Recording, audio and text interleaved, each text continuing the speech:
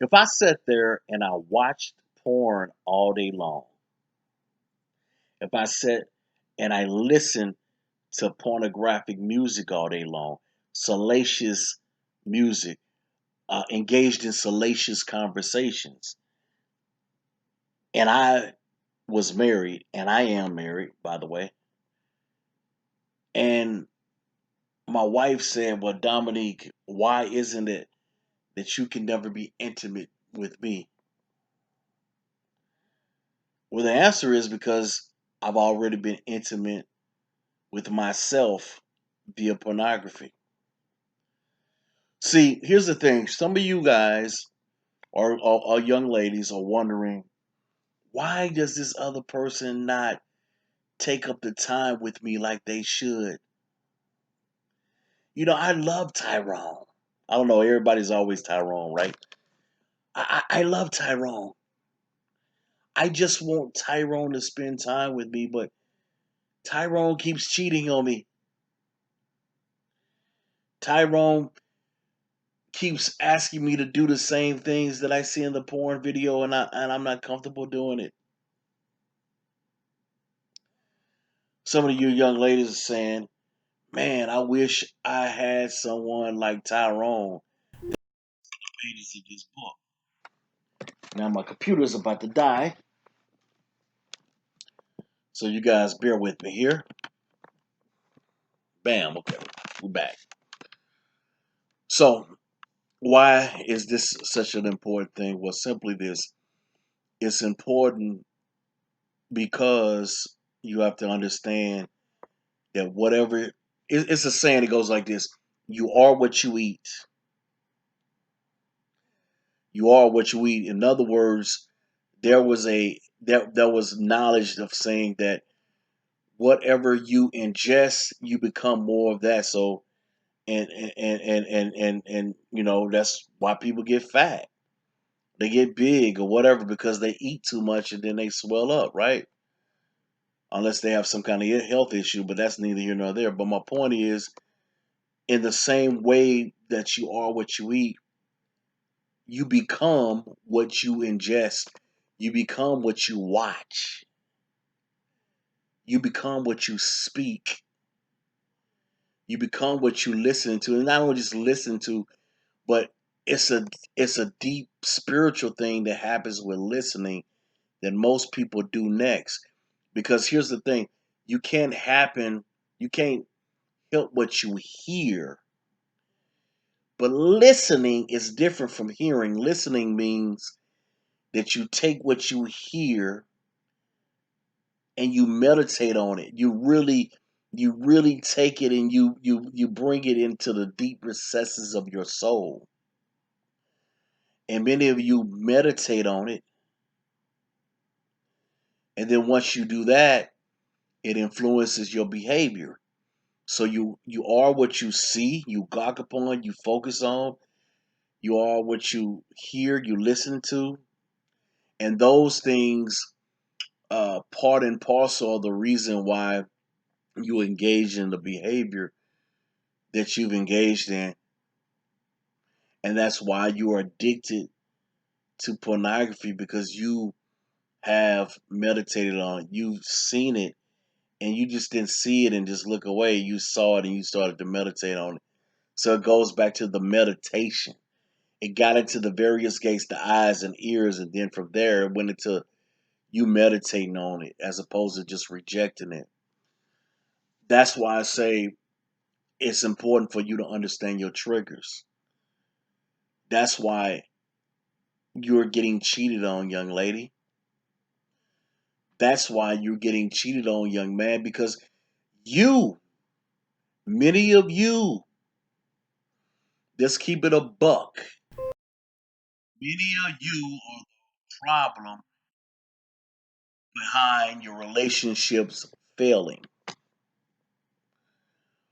Why would I say something like you? I hear you say, Dom, why would you say something like that? Well, simply this: you're the reason behind the failure of a relationship because you know that your man got an issue with sex addiction. You know that he has an issue with pornography.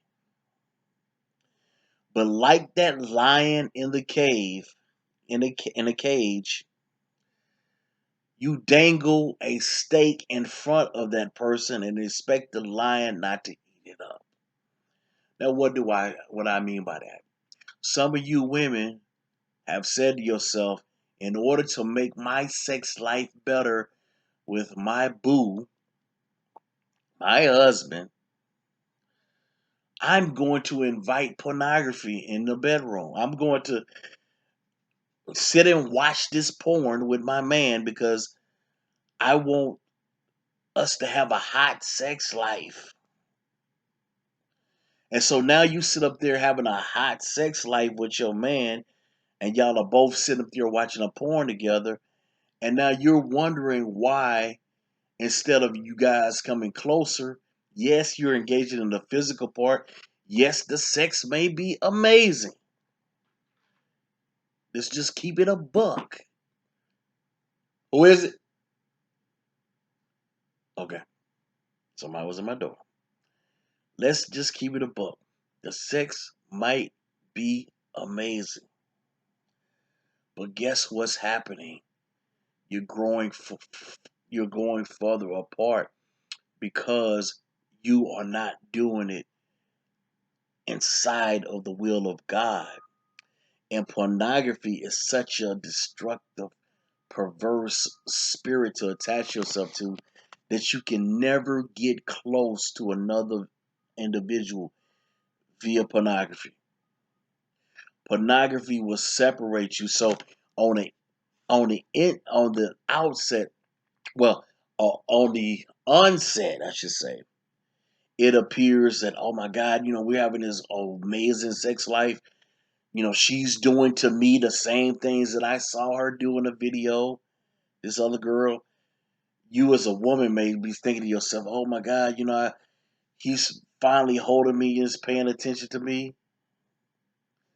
But ultimately, what ends up happening, you're you fed this person a steak to a lion, and what does that lion do? He gorges on that steak. So eventually, this guy gets to a point where he's not wanting to hold you. He's not wanting to be romantic. He's just only screwing you, if you will. And they have another word for that, which I will not say. It's called the F word. And you're wondering, oh my God, I can't understand why this guy's only effing me.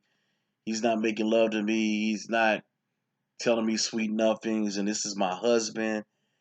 I'm used to romance. He's no longer romantic with me.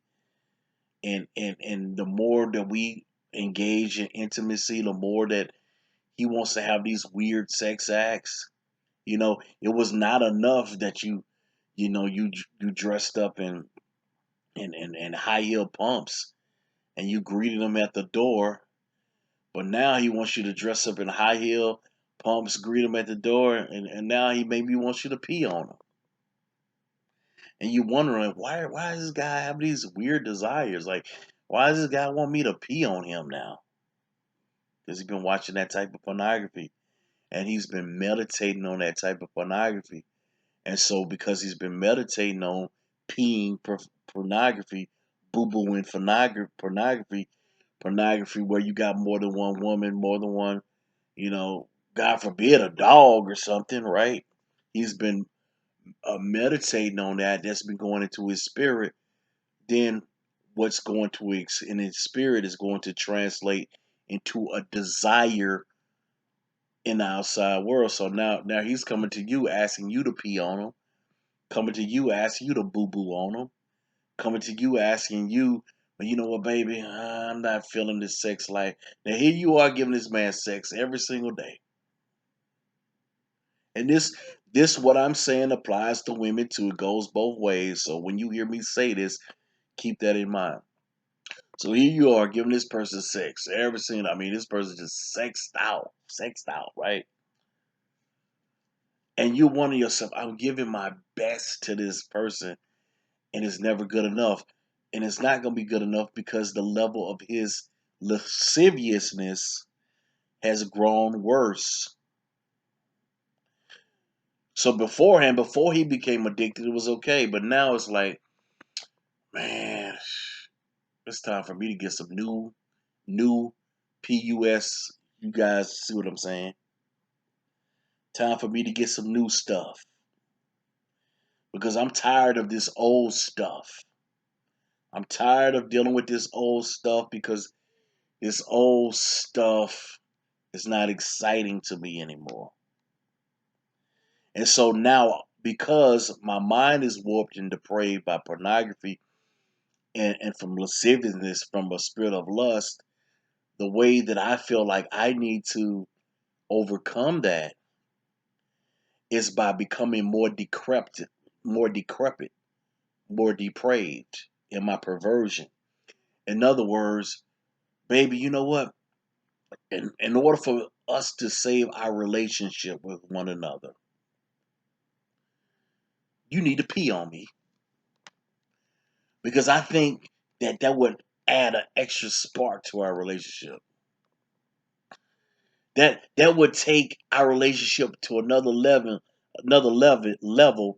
if I just sit down in the bathtub and I allow you to squat over my face and you take a big dump over my face.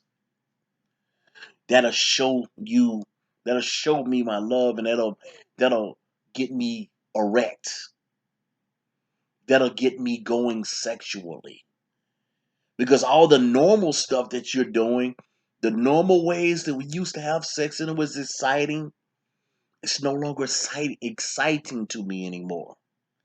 I need you to squat your butt down and take a dump on me. I need you to pee on me. I need you to allow me to bring another woman into our bedroom because that's exciting to me. I need to allow you to let me be me, let me do me, have an open relationship. I'll be respectful. I'll go have sex with this girl over here.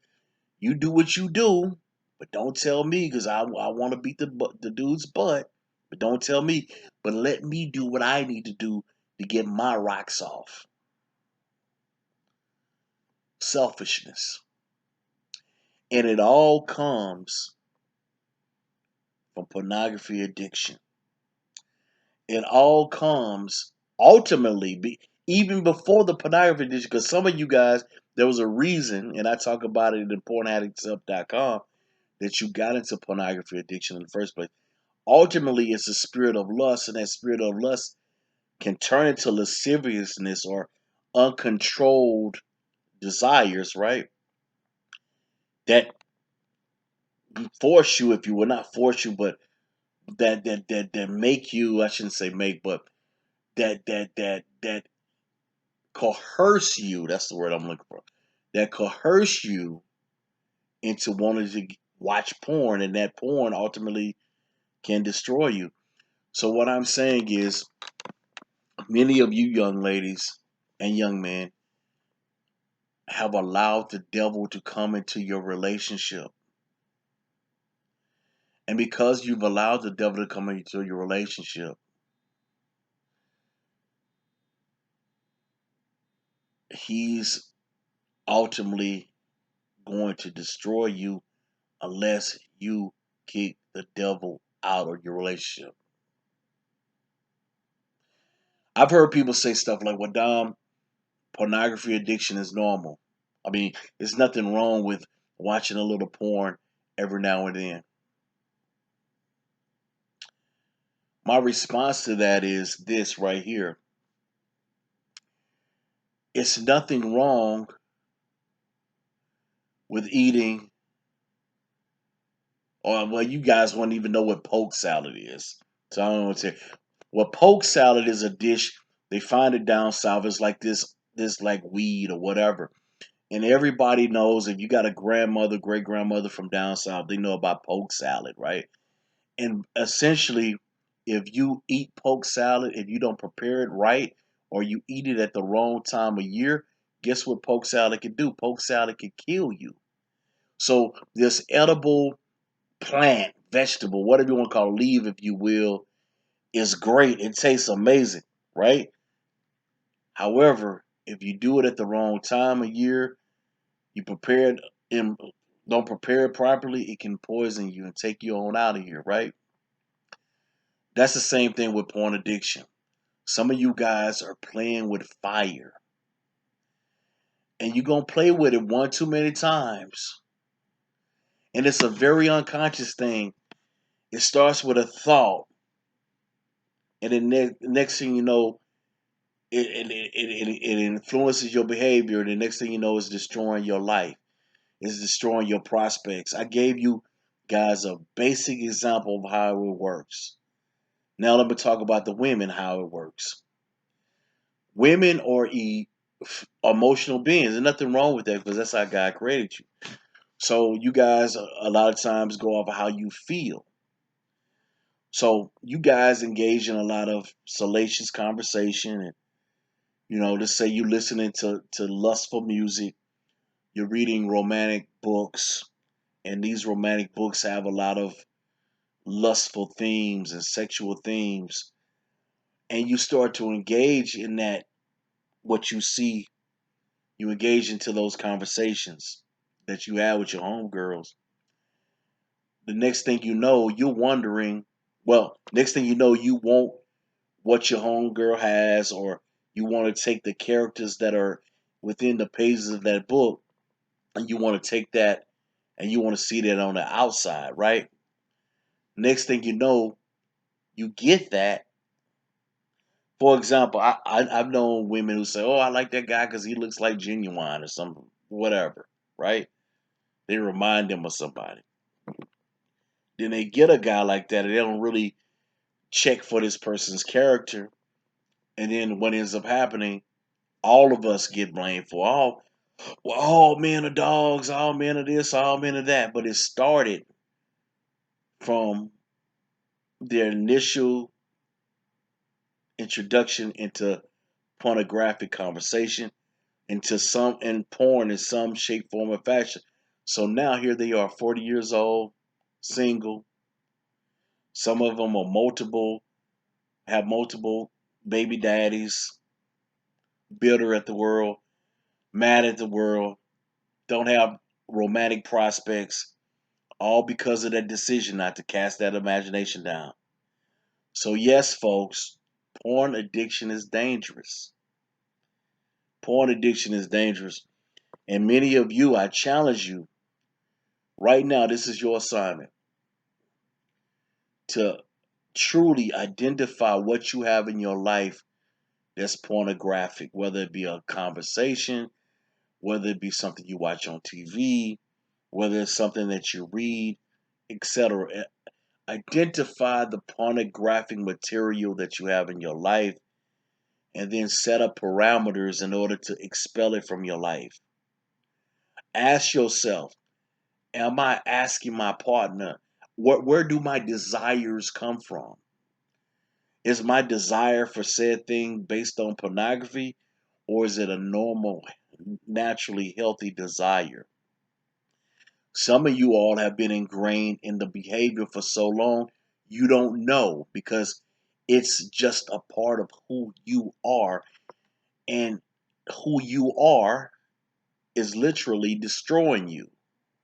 So you need to become a new person, a new creation where old things are passed away, all things have become new. In my case, it's coming to really know who Christ was and how he came that we might have life and have it more abundantly. I could keep being prideful and say, well, man, this is just who I am, or blah, blah, blah, blah, blah.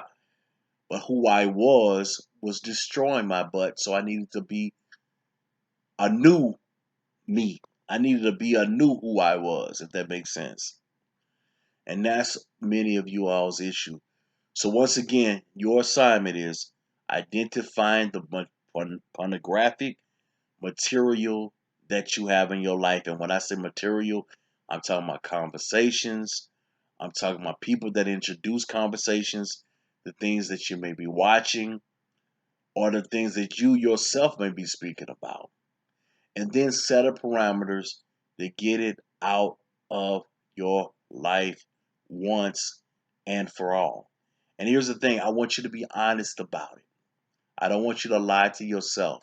I don't want you to be dishonest and say, well, I'm not dealing with this. There's a reason why you like what you like. For example, growing up, I like big butts and I cannot lie. But guess where the desire to have a girl with a real big butt came from? It came from listening to Sir Mix-a-Lot when I was a child. So for years, I had an unhealthy obsession with girls with big behinds. Now, I'm not saying there's nothing wrong with liking a girl with a big butt, but what I am saying, the unhealthy part came from because I was listening to this lustful music and I meditated on it. So now, if you were a young lady who did not have that a big behind, I didn't want to talk to you. So that's an example of what I mean about being honest about what you desire, right? I love you guys. Peace.